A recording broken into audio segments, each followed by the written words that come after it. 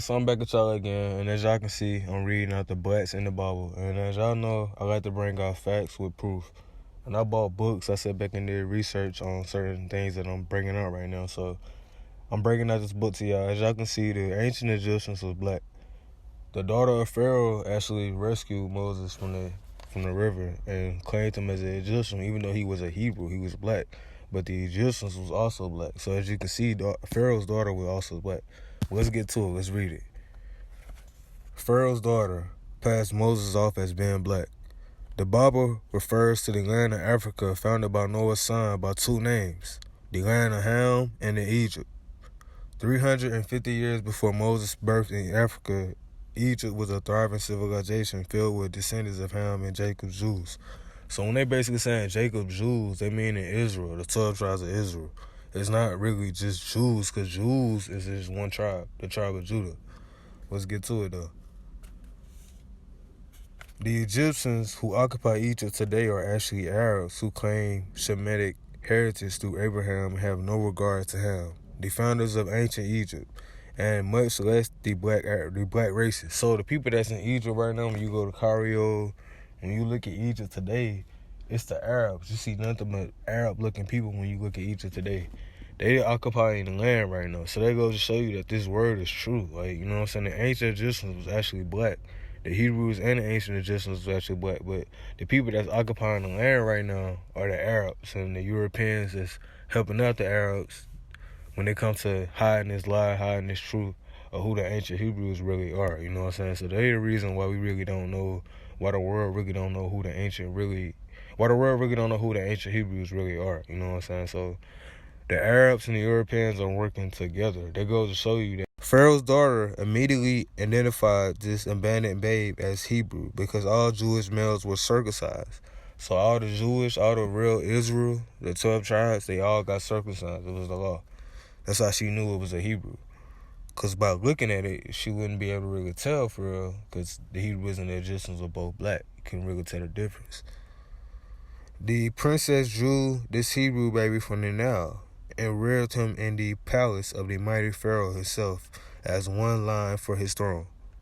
So Moses was raised up as an Egyptian, but he was really a Hebrew. And that's what we're breaking down today. The real Hebrews and the real Egyptians was both black people. So the world to come, when Jacob ruled and all the nations are serving Jacob, is going to be a black world. And it's going to be known who the real Hebrews are, who the real Egyptians are, and who the real Esau is. Because the real Esau is still black today. And the real Egyptians, and the real Hebrews. Everything is still black. But yeah, let's get to it.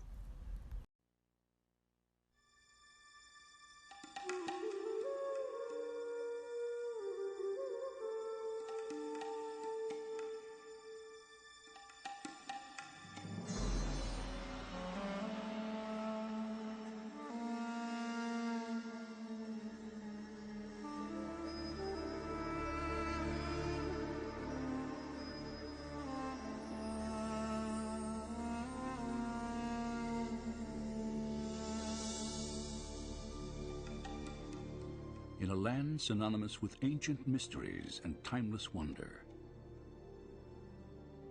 where the treasures of antiquity reveal glimpses of a glorious past. It is here, at the crossroads of biblical history and an extraordinary civilization, that one story still captivates the human imagination as perhaps no other ever told. It is the story and the mystery of the Exodus. The Exodus story is very important for a number of reasons. It's a story of liberation from bondage. It's a story of victory over oppressors. It's a story of how one individual can make a tremendous difference. I think it's right at the roots of our ethical system, if not our religious system.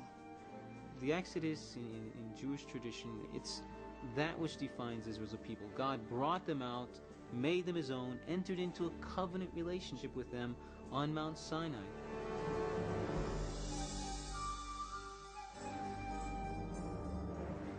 The Exodus story has endured for more than 3,000 years, and the power of its message and imagery is undeniable.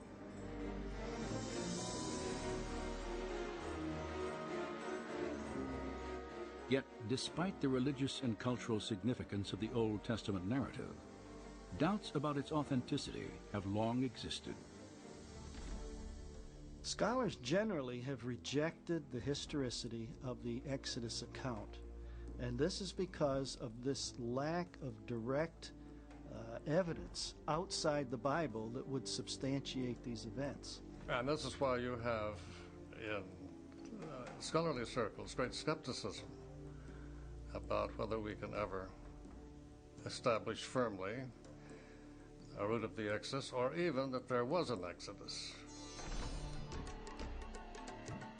The skepticism of the archaeological community has triggered many questions about the biblical narrative. Did Israel's exodus from Egypt actually occur? If it did, then why has so little evidence been unearthed? Were the people and events described in the biblical account real, or nothing more than elaborate fiction?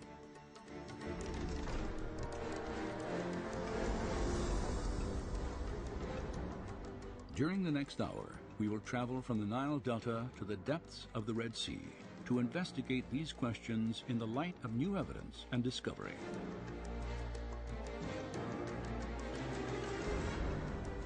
On this journey, we will explore and test the biblical record. For if there's any historical truth to accounts of the Exodus, then some evidence of Moses and the children of Israel should still exist, even if it lies buried under water and sand.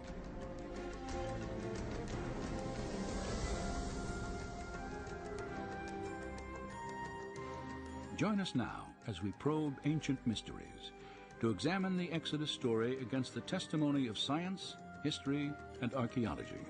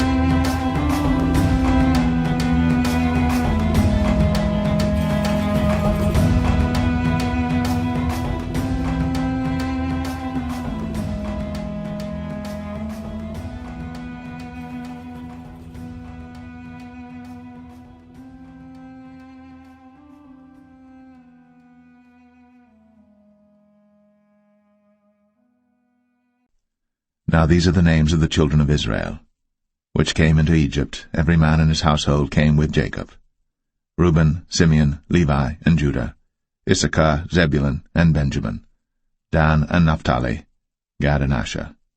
And all the souls that came out of the loins of Jacob were 70 souls, for Joseph was in Egypt already. And Joseph died, and all his brethren, and all that generation. And the children of Israel were fruitful, and increased abundantly, and multiplied, and waxed exceeding mighty, and the land was filled with them. Now there arose up a new king over Egypt, which knew not Joseph. And he said unto his people, Behold, the people of the children of Israel are more and mightier than we. Come on, let us deal wisely with them, lest they multiply. And it come to pass, that when there falleth out any war, they join also unto our enemies, and fight against us, and so get them up out of the land. Therefore they did set over them taskmasters, to afflict them with their burdens, and they built for Pharaoh treasure cities, Pithom and Ramses. But the more they afflicted them, the more they multiplied and grew, and they were grieved because of the children of Israel. And the Egyptians made the children of Israel to serve with rigor, and they made their lives bitter with hard bondage in mortar and in brick and in all manner of service in the field. All their service wherein they made them serve was with rigor. And the king of Egypt spake to the Hebrew midwives, of which the name of the one was Shiphrah, and the name of the other Puah.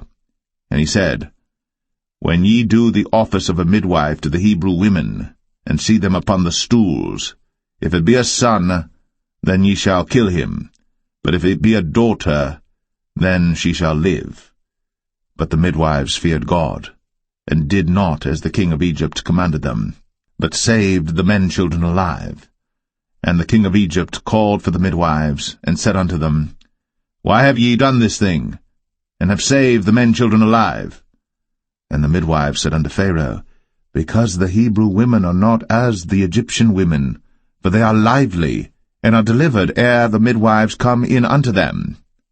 Therefore God dealt well with the midwives, and the people multiplied, and waxed very mighty. And it came to pass, because the midwives feared God, that he made them houses. And Pharaoh charged all his people, saying, Every son that is born ye shall cast into the river, and every daughter ye shall save alive.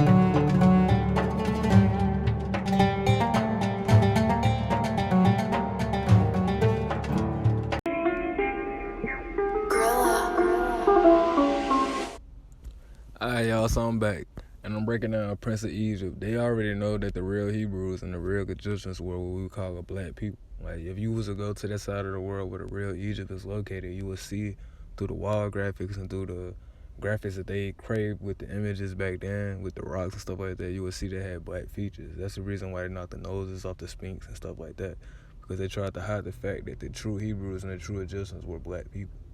But like I said, Hollywood know the truth, and they put the truth inside their movies and animes and TV shows. So they already know that the true children of Israel and the true prophets of back then were black people. So when they was in ancient Egypt and you can barely tell the difference between the Hebrews and the ancient Egyptians, that's because they both were brown-skinned black people that looked like. So Moses was not an Egyptian, but he passed it as an Egyptian because he was also black.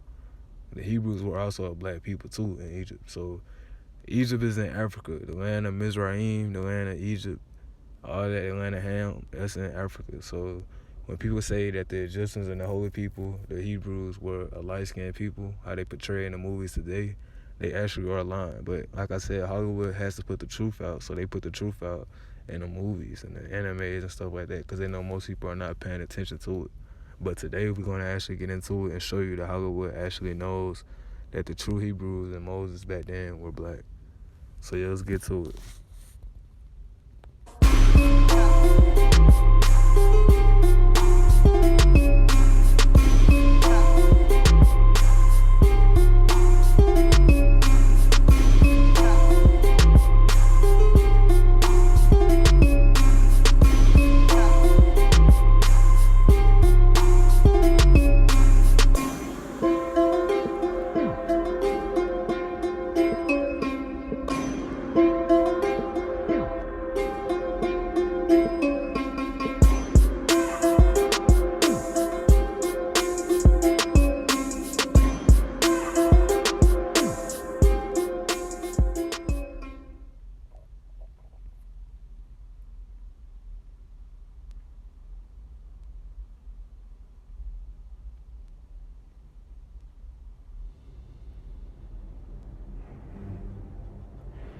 Black Moses, Black Pharaoh, they actually know.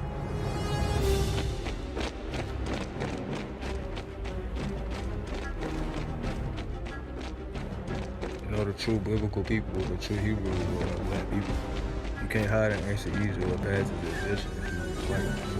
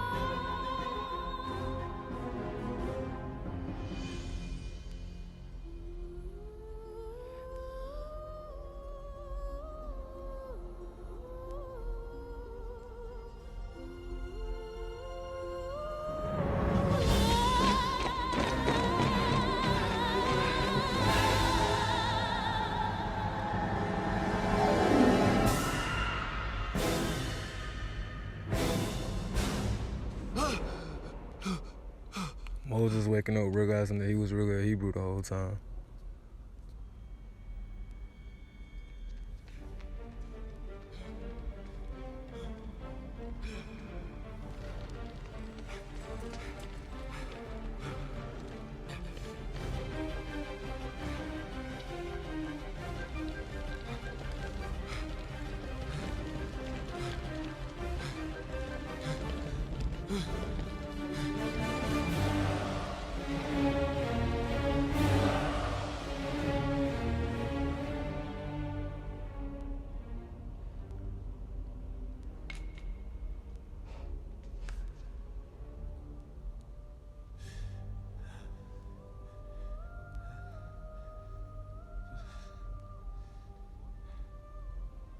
The Hebrews grew too numerous.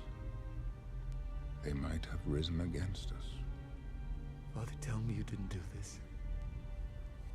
Moses, sometimes for the greater good, sacrifices must be made.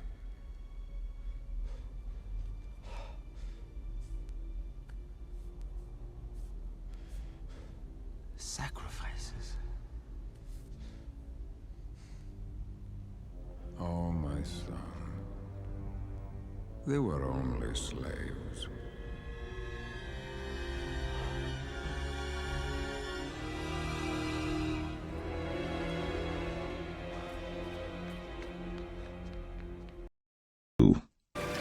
And there went a man of the house of Levi, and took to wife a daughter of Levi. And the woman conceived and bare a son. And when she saw him that he was a goodly child, she hid him 3 months. And when she could not longer hide him, she took for him an ark of bulrushes, and daubed it with slime and with pitch, and put the child therein, and she laid it in the flags by the river's brink. And his sister stood afar off to wit what would be done to him. And the daughter of Pharaoh came down to wash herself at the river, and her maidens walked along by the river's side. And when she saw the ark among the flags, she sent her maid to fetch it. And when she had opened it, she saw the child, and behold, the babe wept. And she had compassion on him, and said, This is one of the Hebrews' children. Then said his sister to Pharaoh's daughter, Shall I go and call to thee a nurse of the Hebrew women, that she may nurse the child for thee? And Pharaoh's daughter said to her, Go. And the maid went, and called the child's mother. And Pharaoh's daughter said unto her, Take this child away, and nurse it for me, and I will give thee thy wages. And the woman took the child, and nursed it. And the child grew, and she brought him unto Pharaoh's daughter, and he became her son. And she called his name Moses. And she said, Because I drew him out of the water. And it came to pass in those days, when Moses was grown, that he went out unto his brethren, and looked on their burdens, and he spied an Egyptian smiting an Hebrew, one of his brethren. When Moses was grown, that he went out unto his brethren, and looked on their burdens, and he spied an Egyptian smiting an Hebrew, one of his brethren. And he looked this way and that way. And when he saw that there was no man, he slew the Egyptian, and hid him in the sand. And when he went out the second day, behold, 2 men of the Hebrews strove together. And he said to him that did the wrong, Wherefore smitest thou thy fellow? And he said, Who made thee a prince and a judge over us? Intendest thou to kill me, as thou killedst the Egyptian? And Moses feared, and said, Surely this thing is known. Now when Pharaoh heard this thing, he sought to slay Moses. But Moses fled from the face of Pharaoh, and dwelt in the land of Midian, and he sat down by a well. Now the priest of Midian had 7 daughters, and they came and drew water, and filled the troughs to water their father's flock. And the shepherds came and drove them away, but Moses stood up and helped them, and watered their flock. And when they came to Reuel their father, he said, How is it that ye are come so soon today? And they said, An Egyptian delivered us out of the hand of the shepherds, and also drew water enough for us, and watered the flock.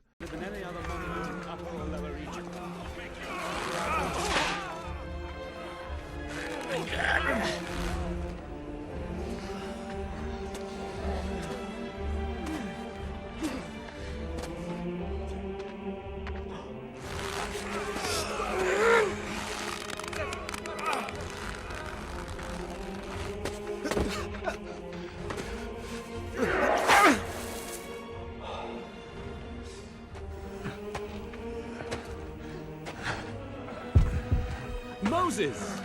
Look, fate has turned our little misadventure into a great opportunity. I know Father will be so pleased with what you are. Put your back into it!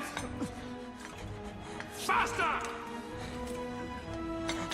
And this is just the beginning. A gateway will open to an entire new city of white limestone, more dazzling than the sun.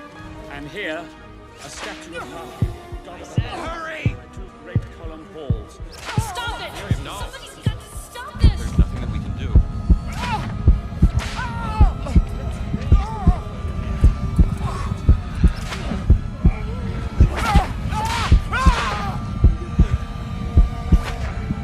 Stop it.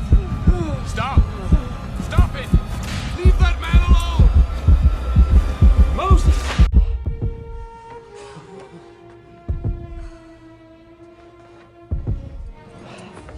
Moses!